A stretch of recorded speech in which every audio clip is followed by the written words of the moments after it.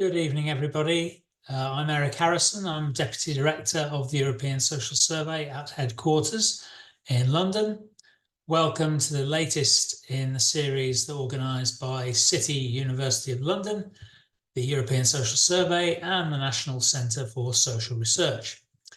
This evening, our speaker is Bo Pedersen from UNICEF, and in a moment, I'll cue him up to speak.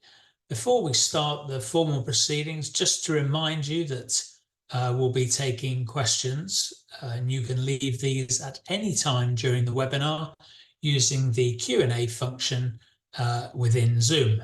Please don't put them in the chat. And then I will chair a question and answer session when Bo's finished speaking and be talking for about 40 to 45 minutes. So there'll be plenty of time. And as I say, you can leave those questions at any time during the webinar.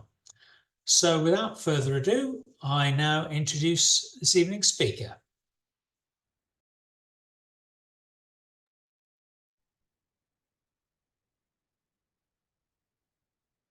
And here I am. My name is Bo Pedersen.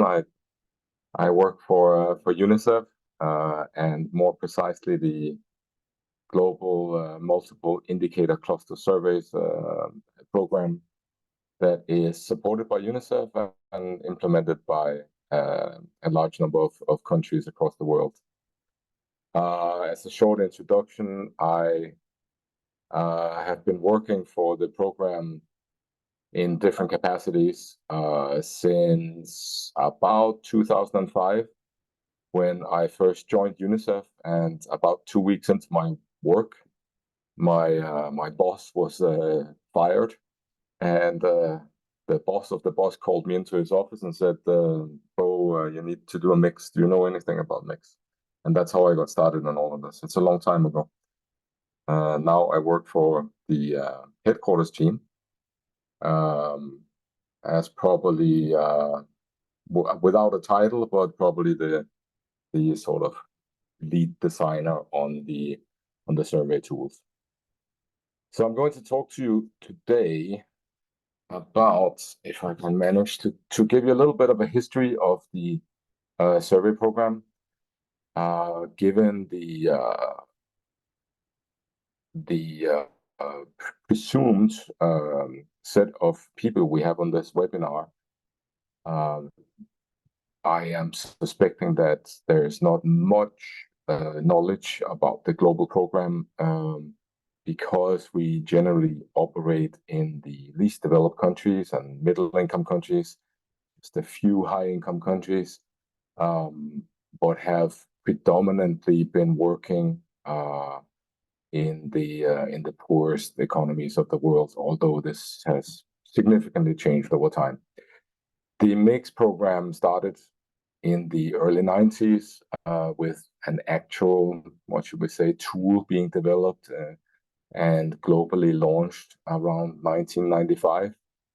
It was done to enable countries to submit progress on indicators on the World Summit for Children, and later on in 2002 report some end-line progress on this.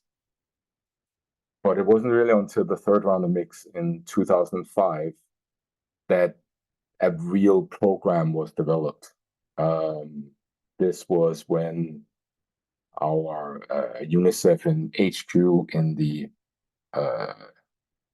data team there, I should call, at the time it wasn't really a data team, but they hired a global coordinator full-time to set up a program that enabled development of a global manual on how to do MIX and setting up a bit more of a technical support system.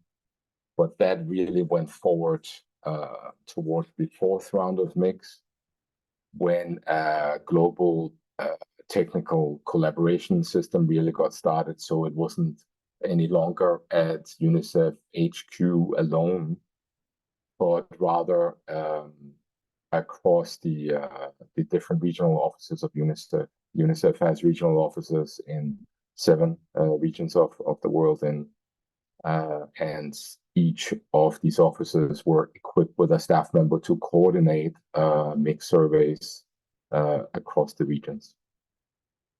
We can say now, since probably mix 4, mix 5, that we do operate in rounds, and we do name them rounds, but it's more of a continuous program now. I think those days are over, where we can say that we develop a tool and we use one tool for 5 years, and then we develop another one and use that for 5 years.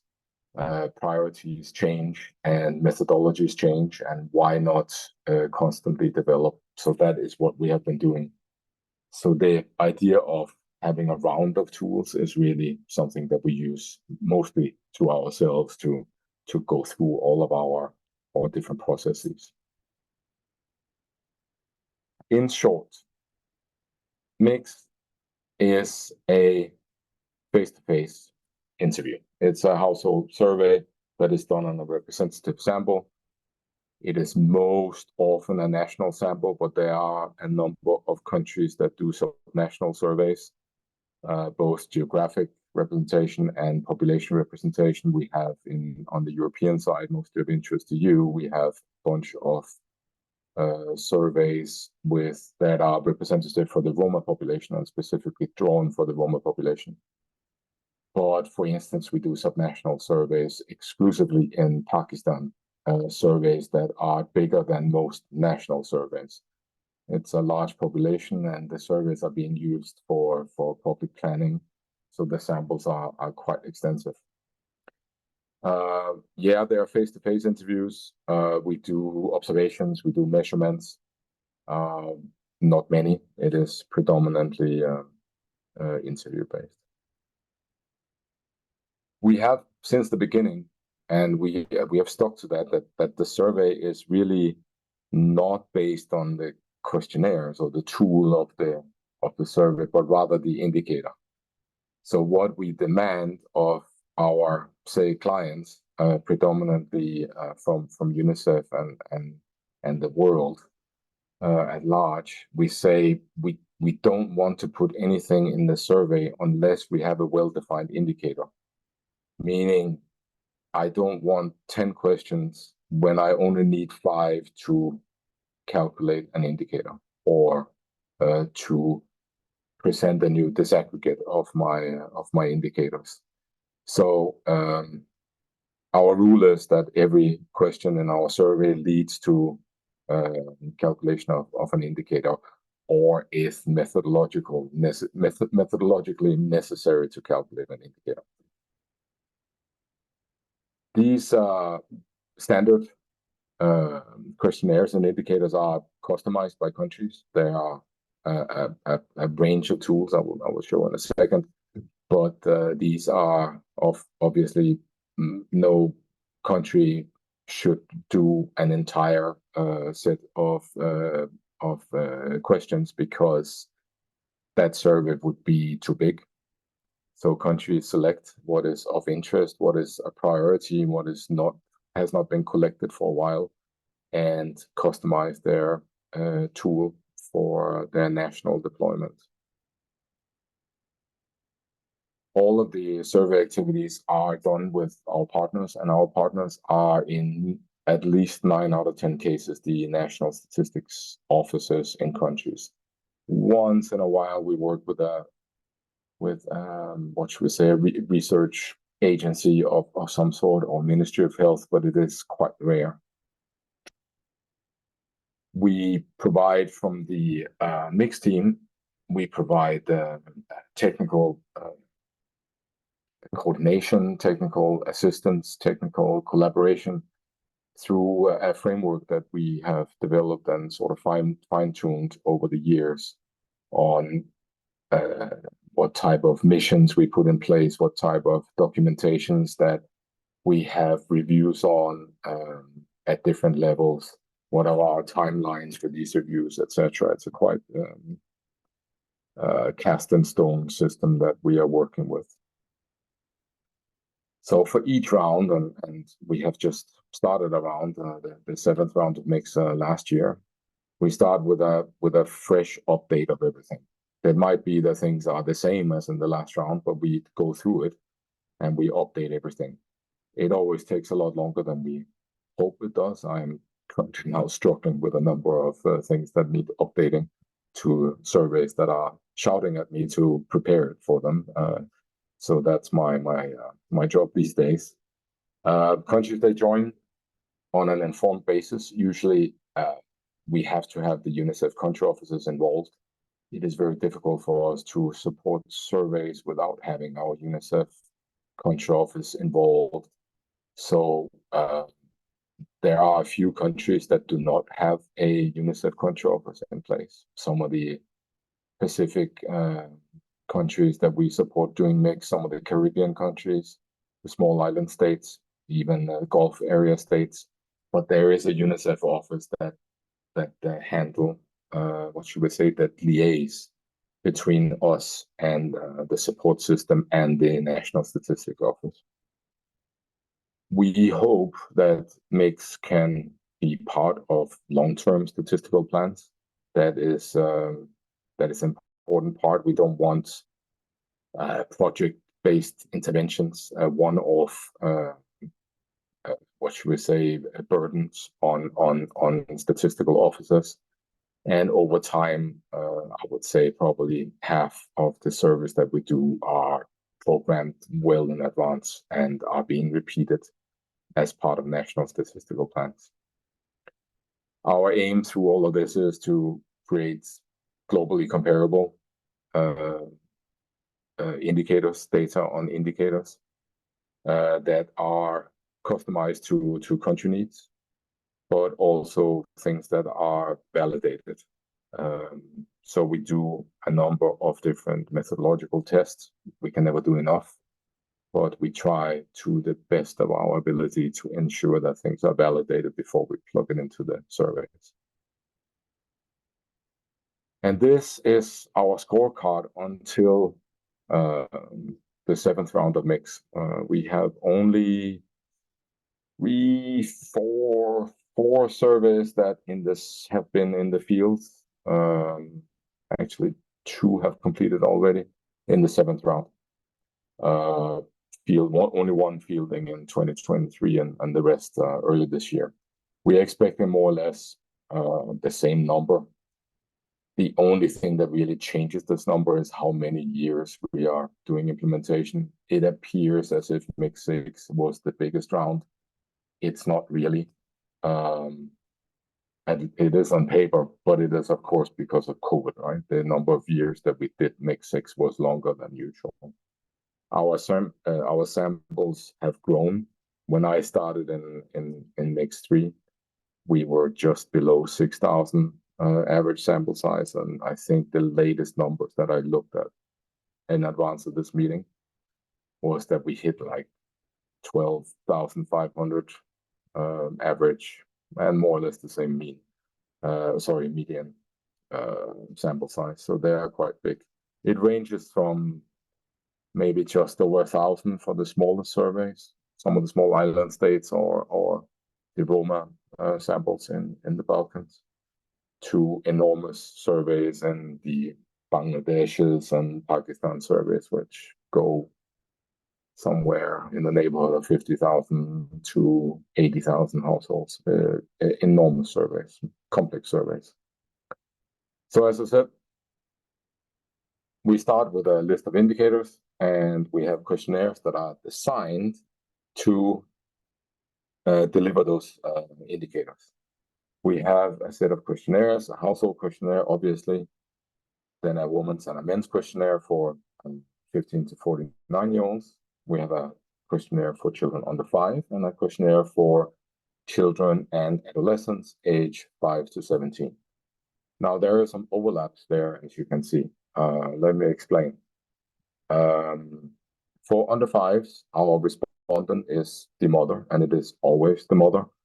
Only if the mother is not a member of the household, a primary caregiver is identified and becomes the respondent to the under 5 questionnaire.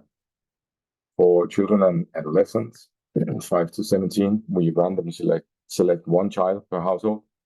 And again, it is the mother that is the respondent if she lives in the household. There is an overlap, but there's not an overlap on the data. It depends on what content goes into the different pieces. For women and men, there's the history of reproductive health surveys that we sort of need to adhere to still, even though we are not happy having women from age 15. It is not looking very good in the UNICEF context, but we have to follow the tradition and the indicators that are basically set here.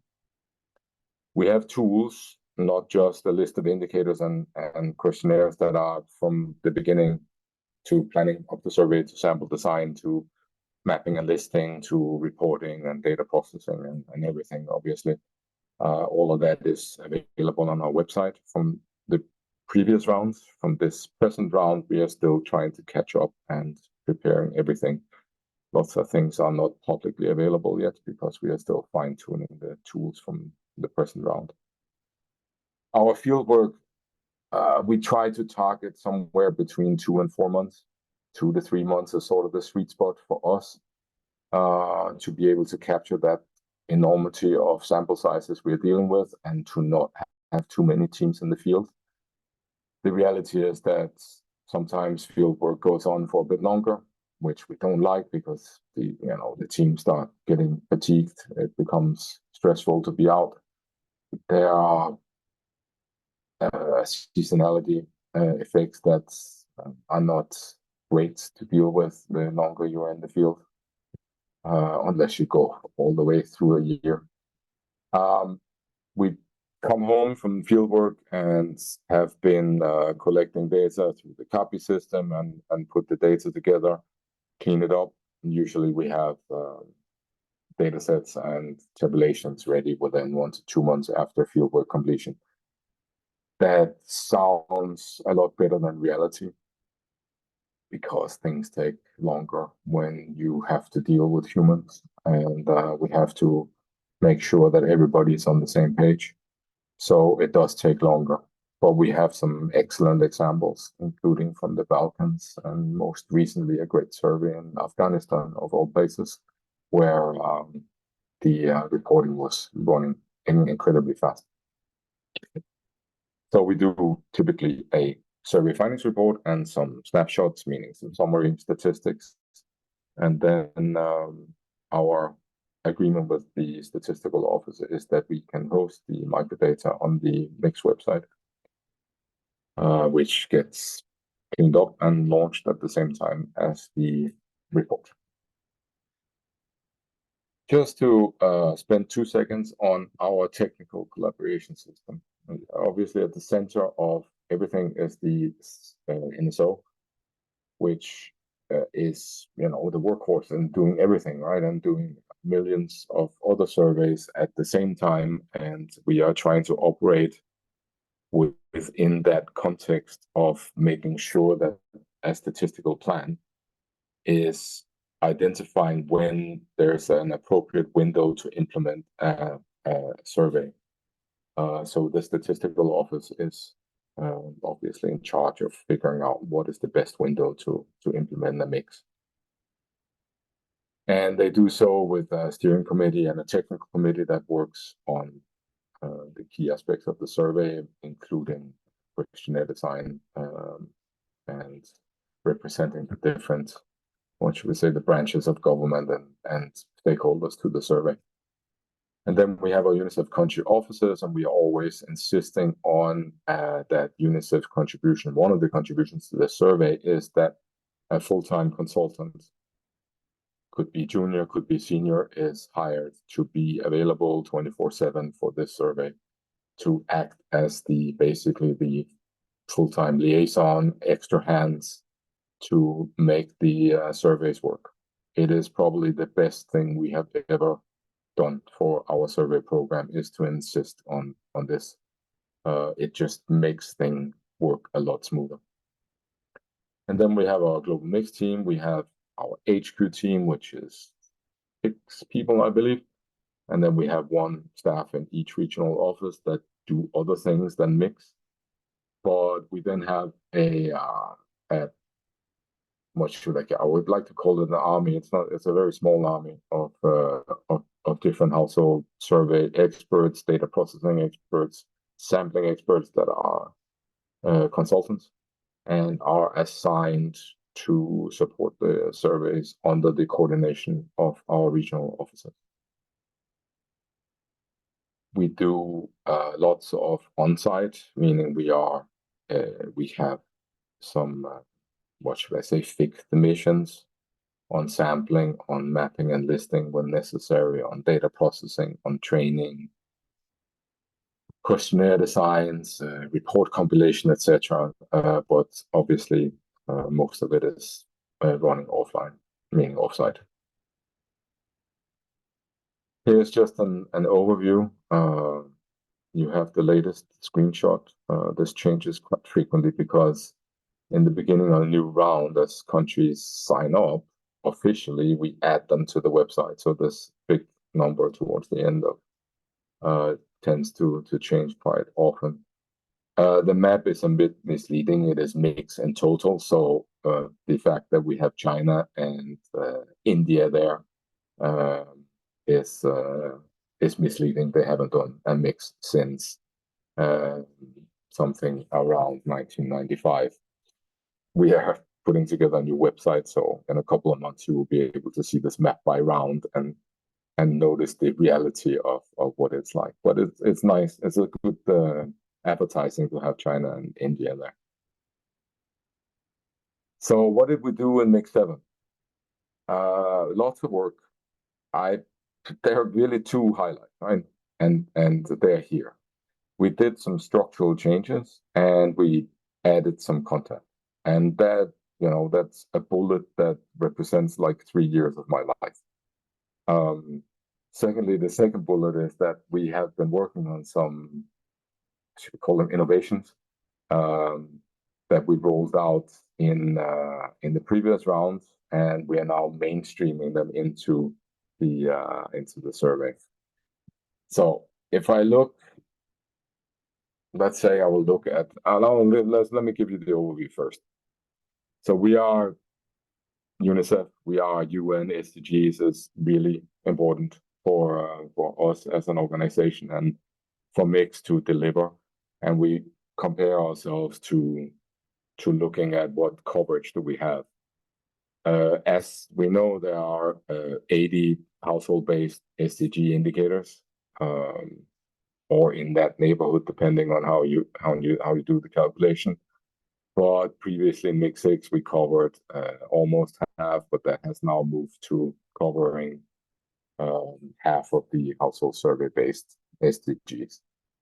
What we have done is obviously we have added content to cover this. Some of the content that has been added is difficult, sensitive topics. I'll get into that in a second, but we have tried to, one of our objectives has been to not try to do everything, to keep our focus on being a child-centered survey. The issue is, of course, that most things in the world and of indicators of interest do revolve around children or their environments or their parents and their families. So it's a bit tricky to stay away from certain topics, but we try very much to remind ourselves that our center should be the focus on children. We have tried to work on our systems and our processes to be able to have a faster turnaround time, meaning to try and coordinate some of the systems protocols that we have in place and to simply make things work faster and more efficient. So that has been one of the key aspects. We are still looking at the core being a household survey, but we have expanded outside of just doing a face-to-face household survey. I'll get into that in a second. We are now dealing with telephone interviews, operating with more real-time results. It's a bit of a, what do you call a buzzword, but and it's not really achievable for a household survey, but in terms of data quality monitoring, I think we are sort of achieving real-time monitoring of data quality, I would say. We're also looking at trying to integrate better with other data. So if I switch to sort of an overview of some of our innovations, this is a probably like a 6-hour piece of the presentation, so you will get a rapid overview here. As I mentioned, we have expanded content. There's new guidance, new tools.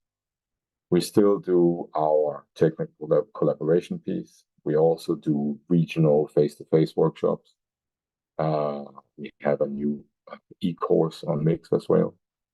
And if I can move myself out of the way here so I can see my whole screen. Yeah, it is all about getting reports out and to deliver microdata to as many users as possible.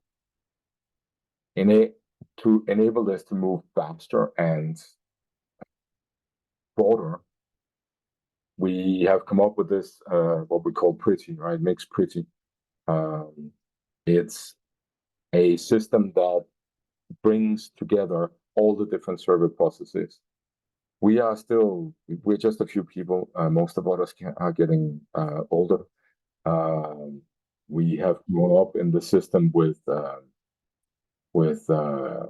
CS Pro, with SPSS, working in Excel. There are lots of aspects of the way that the different components of the survey needs to be better integrated. Why are we selecting a sample in Excel when we can give our sample selection to CS Pro and let CS Pro do the random selection and give me an output that I can review, rather than me having to sit and check an algorithm for, I don't know, 4,000 clusters in a country.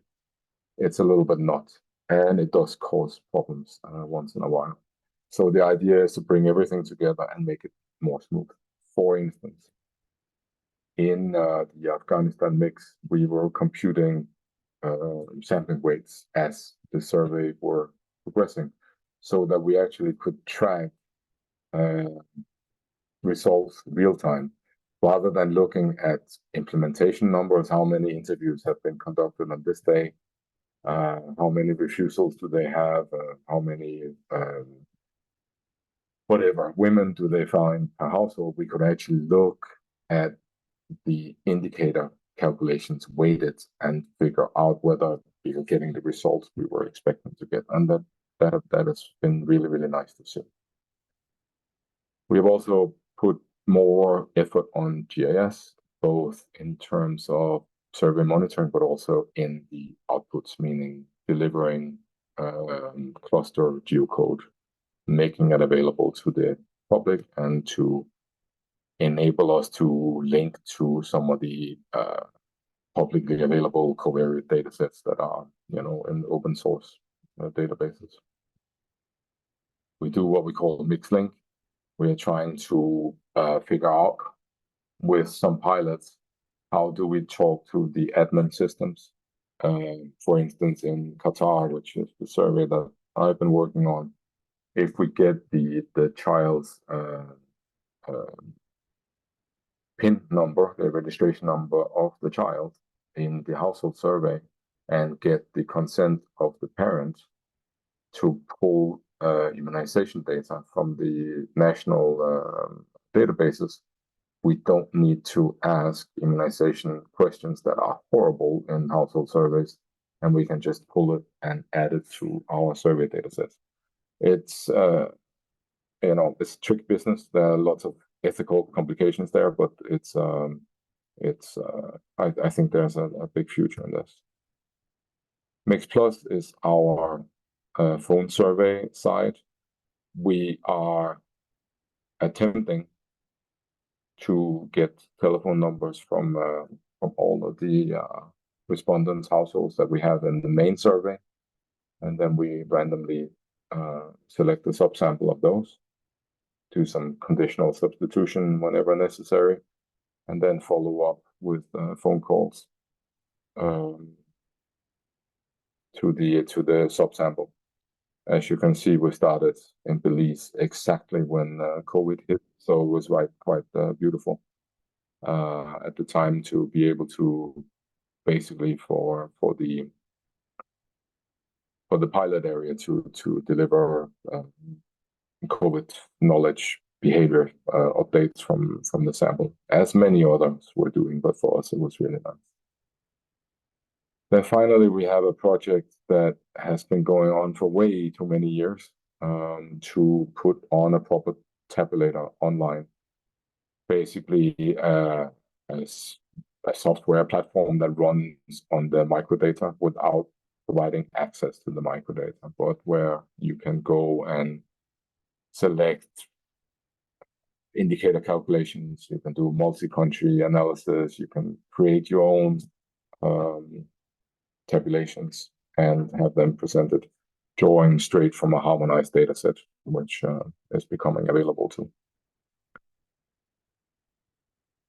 And I just want to put your attention to the Mix website, which is old.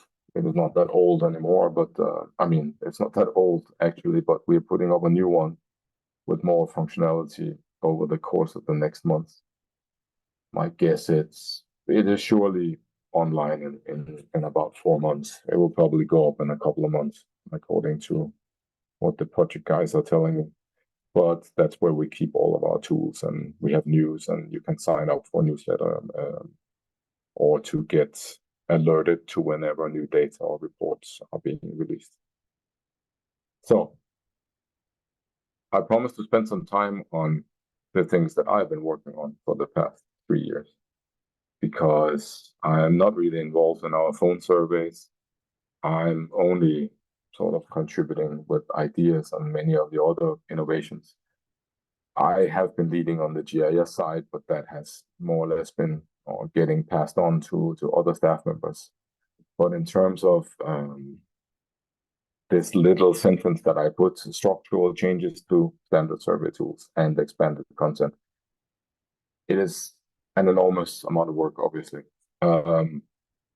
You probably live through this pressure yourselves. Everybody wants more of everything more often. There's an enormous increase to content pressure on us to do more all the time. And as it happens, maybe rightfully so, topics that are not covered or should be covered tend to become more and more complex, requiring more and more difficult protocols, more and more testing, more and more specialization, to the extent that it's really hard for just a few people to manage this. And that is the capacity constraints that I listed there too.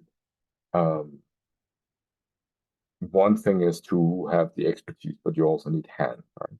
And we are a small team, so lots of the pressure on us is not so much on how to get things done. It is actually to have the time to get it done, which also ties into funding priorities. I mean, UNICEF is a giant organization, and the household survey program is, not a priority compared to emergencies across the world, right? And eradicating polio and setting up, early childhood education to the extent possible. We are just a small piece of the machinery. But in all of this and all of these taken together, we have had quality concerns for a number of years that the amount of content and the attention that we and others, the implementing agencies, are able to give to topics have created some quality concerns. So how on earth are we going to say, oh, let's develop even more content and put even more into our household surveys when we have quality concern? Well, we came up with this idea where we said it can no longer be a subjective approach from a manager in UNICEF mixed team, or a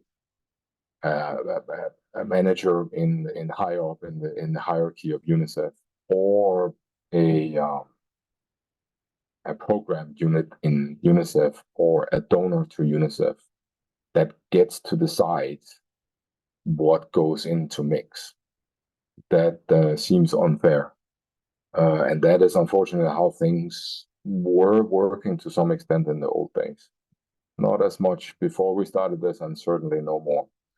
So what we did was we spent a long time, the global mix coordinator and myself, to come up with a split of all the different topics that we cover in mix, and we ended up assessing about 100 topics, and we came up with a method on how to assess this objectively.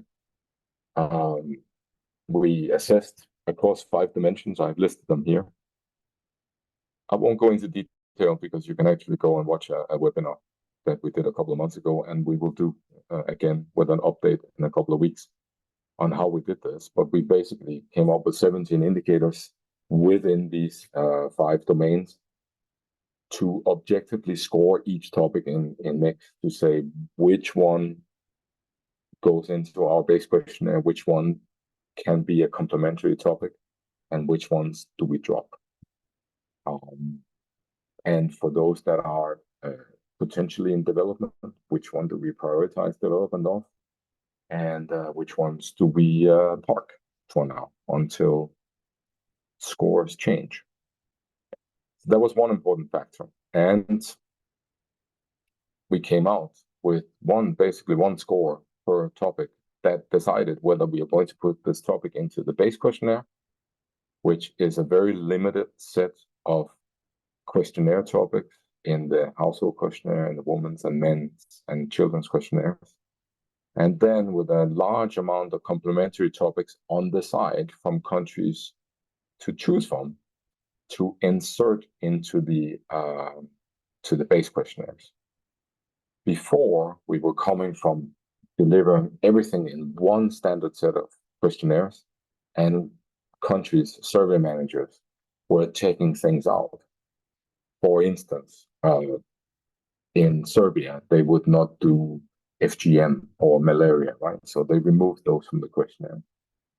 This time around, much smaller questionnaires, and things would have to be put into those questionnaires. We thought that was a good way to do this as well, because you will always find that there is some champion of a topic on any topic in any country, and they will always refuse things being taken out. But if they are to talk things in, it becomes more difficult, and maybe they have to put some more support into that. So that's that seemed to be the right way to go, and we have had quite successful implementation of this over the first period. But this is when we look at it from a global perspective. What content do we put into the mix program? But it didn't really solve anything from countries. Well, yes, that we have a base questionnaire and topics needed to be put in, but in general, you could still just put everything in there without really thinking too much about how difficult it is to collect all this information. So from the experience we had developing this methodology, we sort of expanded on this and looked at what we call level of effort. We had a webinar. I put this our Mix YouTube channel here on the left. It's not a link, but you can look it up on YouTube. Just a couple of weeks ago, we had a webinar on where we are with this level of effort scoring, based on what do you need to put in place to successfully implement a topic in a country. Is the country easy on logistics? Is it difficult on logistics? Do you need a lot of customization for this topic? Do you need to run separate testing prior to go into the field? Do you need to monitor? And most of all, how do these scores relate to each other? There are simple topics and there are complicated topics. And if we look at this little scoring here on the left, these are, I mean, you will not know what the score means, but we will see it says that the topic of mental health scored 438. Now that 438 is the highest score of any topic in mix. So to include mental health, a country relative to other topics would have to put more effort. It would bring more burden to the survey. So relatively, mental health is the most difficult topic to include in the survey. Some of the topics there I have highlighted in yellow. It is half of them. Those are the topics that are new in this round of mix. So we have been very top heavy in this round.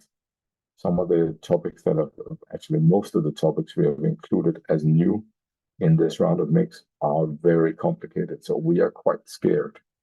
We have surveys that, oh, let's do mental health, let's do learning assessment. This is talking to children and doing an assessment of reading and math. Let's talk about violence against women. Let's not even think about the enormous complexity of setting up a referral protocol for these women that are identified. And then things that we are still developing are incredibly heavy too. There's 3 topics of blood testing, and there's an expansion of this foundational learning skills module that we have already for an older age group. It is quite extreme. That's all I have. I think I managed to stay on time as I wanted to be. I could talk about this for many, many days, and you are most welcome to get in touch with me, or I can direct you to colleagues. But please visit our YouTube channel and our website if you need further information, or get in touch if you want me to direct you for any information. I'll be happy to answer any question. Thank you very much. Thank you very much, Bo, for a fascinating talk. It was really interesting for me because it's so completely outside the scope of the kind of geography with which I'm familiar. But having said that, still some themes that do seem familiar for sort of survey runners. So if anybody still like to get a question into the Q&A, you can put those in now. While I'm just waiting to see those coming through, a couple of things I wanted to ask. A couple are really just points of clarification. So it was very impressive. Well, I should preface my remarks by saying the whole endeavour is enormously impressive and a really formidable achievement given its scale and scope. But specifically on the tight window you have for your field work, related to the size of the samples, to turn these things around in a 2 to 4 month window is very impressive. I wonder if you could give me and the rest of the audience some indicative numbers of the kind of head count of the people that you would have in the field in order to be able to interview 12,000 households in 3 to 4 months, for instance.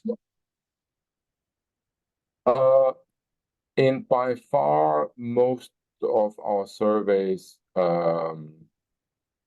we have fieldwork teams. So a team would be in sort of the classic survey would be in a large 4x4 with a driver and a supervisor, and with 4 interviewers and 1 measurer, as we call them, those that are responsible for doing anthropometric measurements and water quality testing, maybe do some GPS work and other things. So that is a field team, and they go typically to a cluster for 2 days to do, in the neighborhood of 20 households over the course of 2 days. And then it is basically a little Excel operation to say, if I need to do 12,000 households and I can do 20 households in 2 days, with one team, how many teams do I need to finish this in 3 months, right? Yeah. And I always lie. Of course, I spent my life lying on this and saying that, well, the good surveys, they have 10 teams, but you can't do it with 10 teams anymore. We have to go up to 20 teams in most cases, right? But I always say 10, and then I try to talk them down to do 18 or 16, because I like having a few teams, because it's a lot easier to train them. Some surveys, like the Bangladeshis, the Nigerias, the DRCs, these enormous, whatever, 40, 60,000 households, you cannot train everybody at the same time. So you have to have cascaded trainings, or you have to do like, what do you call it? A multi-room trainings, right? In enormous like conference facilities, very expensive to bring everybody together. 400 people getting trained at the same time. It is impossible to conduct a good training. But those are the conditions that we have to face. And yeah, the quality suffers, but they still get done in the surveys, right? But we would prefer smaller surveys, that's for sure. They keep growing. Yeah. Very impressive, thank you. Another specific question of mine relates to this issue around the second half of your presentation, where you talked about recent developments in terms of getting away from countries sort of opting in, making their own selections of items, to kind of having a lowest, at least a limited common denominator, with then choice modules around the outside. I just wondered, has there always been some element of commonality? Because presumably, global comparisons are part of the the raison d'etre for the surveys, aren't they? So could you give us an indication of sort of how much common content there may have been in the past, and sort of maybe what proportion of the total, and how that's changed, if at all, over time? Well, actually, the common content has actually been too much over time, I would say, if anything. I think the issue, I mean, obviously countries select topics that are not standard part of mix, right? They would want to, let's say, what can I come up? They want to measure height and weight of women, which we don't do in mix, but we can include because it's a relatively simple inclusion. Simple, but it's doable, right? And it's something that we know how to do. So countries would do that, for example. But generally speaking, the issue has been that countries have selected too much of the standard content. Too much, according to us. We have had a hard time reducing the size of the surveys, right? So that all countries would do some modules, let's say maternal mortality, a fantastically, incredibly important topic that is almost impossible to measure in a household survey, and is notoriously delivering bad data quality, has enormous sampling errors associated with it, even if the data quality is perfect. So that you are not able to detect any difference unless something miraculously has happened over a 10-year period. You will not be able to detect any difference. Still, surveys, countries would opt to have that module in, even if you cannot detect anything. Because the topic is so politically important that someone who knows nothing of data, well, they might know something, but is so invested in the topic of maternal mortality, maternal survival, that we must include it no matter what. So it is very difficult to take out the survey. So this new approach about putting things into the survey is really where we are having, we might be too optimistic, but that's our hope, at least, to that it should be more difficult to talk things in than to talk things out. That's our hope. Okay, thank you. But otherwise, there's a very large commonality between surveys. Absolutely. The question from Debbie Collins. You touched a little bit, you were talking about detecting sort of real-time data quality as part of your later slide. Debbie wants to know, could you say a bit more about some of the quality control measures that you have in place and the sorts of quality issues you are concerned about? Yeah.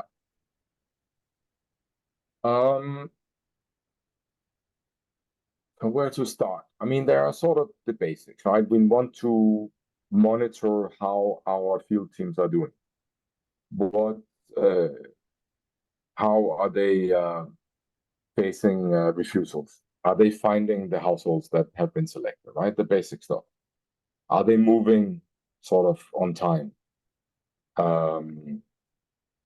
Then other pieces, right? What sort of household compositions are they finding?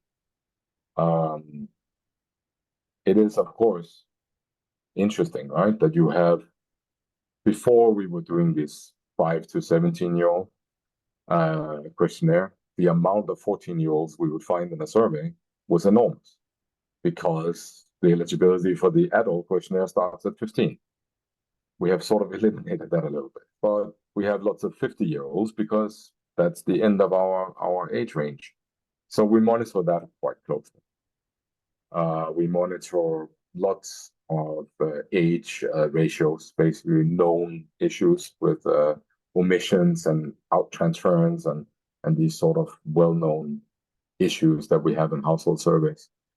Then we have a range of, we call them field check tables, where we look at individual questions and trying to pick up what do the individual interviewers find in questions where we can actually detect what we should be finding. We know that 80% of the population have heard of HIV.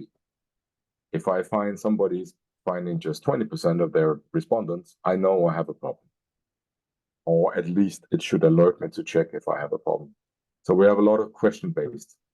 And then for our measurements and assessments, we have a number of additional tools that are employed to detect issues. That's what we call the interviewer comparisons, intra-team comparisons as well, where we look over time. If you have 4 interviewers on a team, they're working in the same cluster, they should find more or less the same levels of responses. We look at how do they compare between each other in the fieldwork that they are covering.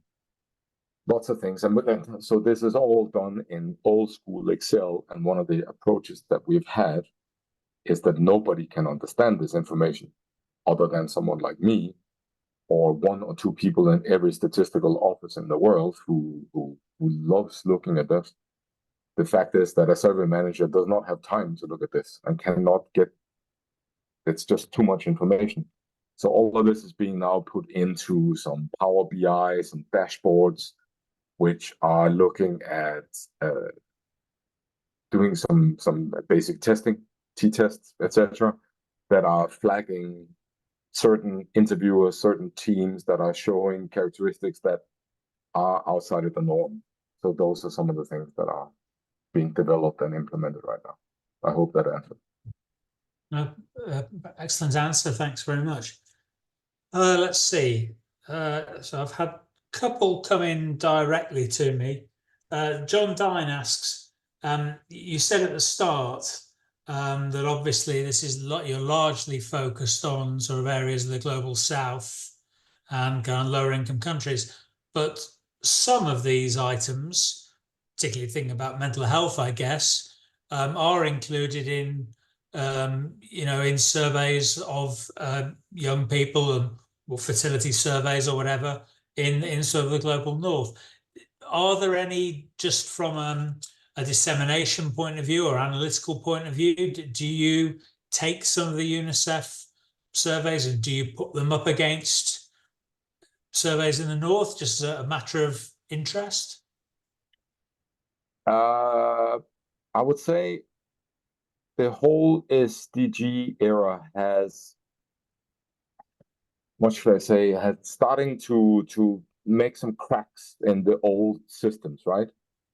I still find it difficult to talk to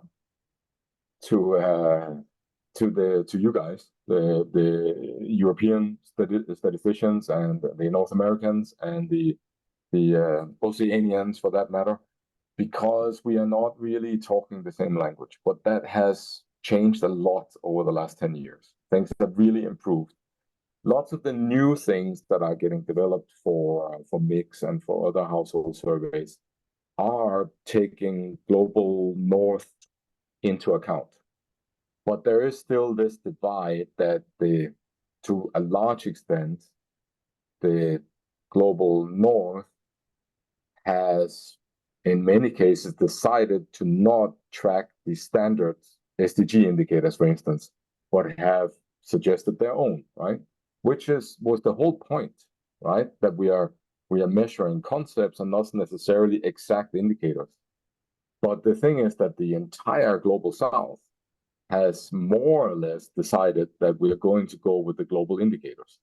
And that creates a bit of a rift in terms of looking at methodology against each other. But most of the things that are getting developed now towards SDGs are being developed and tested in the EU, in the USA, Canada, and should and can be included. And there are some overlaps, right? But it's not, I mean, it's not good enough. We have had several, what should I say, prospective meetings with Eurostat. We have talked to Bulgaria, to Greece, to Romania, sort of the southeastern corner for even full-blown or small mixed surveys. New York, of all places, have done some of the education-related mixed modules in surveys specific for Manhattan, for measuring certain things. But the connection is not there at all, and it can be a lot better. But it is tricky. We are talking two different languages, definitely still. Yeah. Okay, thanks very much. Well, we're ticking towards 6 o'clock, so I think we should probably leave it there for this afternoon. Thanks once again for such a fascinating, such a wide-ranging talk as well, Bo. I found that absolutely fascinating, learned an enormous amount. Just for audience members, just to let you know that we return on Wednesday, the 12th of June. And again, will be sort of a global focus in the sense that the subject will be the United Nations Handbook on Household Surveys. So a bit of a seg there from this to that. And registration for that seminar will be opening soon. So we look forward to your company on that day. But again, just once more, I thank our speaker very much. And from ESS HQ, it's thanks and good evening.